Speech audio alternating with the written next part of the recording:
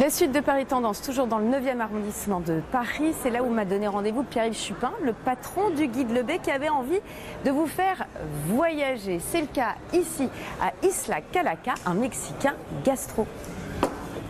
Bonjour Pierre-Yves. Bonjour Valérie. Ravi de vous retrouver pour contrer la grisaille parisienne. Vous avez donc décidé de nous faire un tour du monde des cuisines et direction le Mexique ici, avec Isla Calaca qui va bientôt changer de nom, qui va s'appeler Bombilla. Oui, donc on va faire le pari d'une cuisine ensoleillée pour ce numéro. Il y a déjà des toux à Paris, des rhumes, donc on va donner un peu de chaleur. Et donc, quelle bonne idée que ce restaurant. La cuisine mexicaine était jusque-là le parent pauvre de la cuisine à Paris.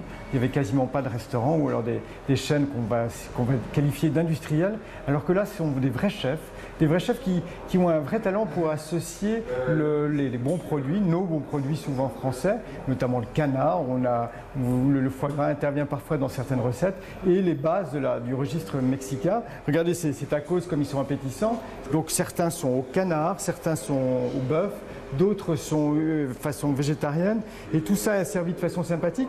Les tortillas sont faits maison, donc vraiment tout est fait maison. Une exigence dans les produits. Il y a un tacos au poisson qui est vraiment formidable, le poisson un peu frit.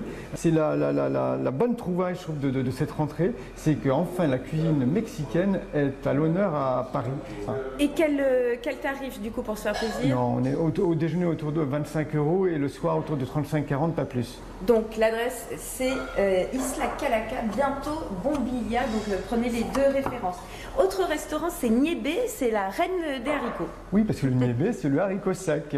Alors là, c'est la rencontre entre l'Afrique, entre les Caraïbes, mais surtout bien sûr l'Amérique du Sud.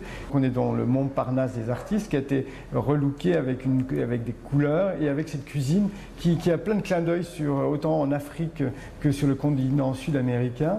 C'est vraiment très bien, c'est sympathique, c'est bien fait. Je veux dire, moi, j'adore y aller parce que c'est un rayon de soleil pour la journée et vous êtes toujours très bien accueillis. Quel tarif toujours? On est sur des tarifs très, très raisonnables. D'accord, similaires et homogènes. La dernière adresse, justement, pour faire un tour du monde complet, c'est l'Afrique, African Lounge dans le 16e. Ah oui, alors donc ça c'est la très bonne, c'est peut-être la meilleure adresse africaine à Paris. Et moi, donc le lieu est plutôt luxueux, avec de jolis portraits. Il y a le portrait d'Obama, tous ceux qui ont défendu le continent. Et avec une cuisine qui est là aussi très, très réussie, très forte, avec un plat que moi j'adore, c'est le poulet directeur général. Alors qu'est-ce que le poulet directeur général? En fin de compte, c'est le poulet qu'autrefois on a souvent servi dans l'Afrique noire aux directeurs généraux. C'est un poulet qui est servi notamment avec des bananes plantains.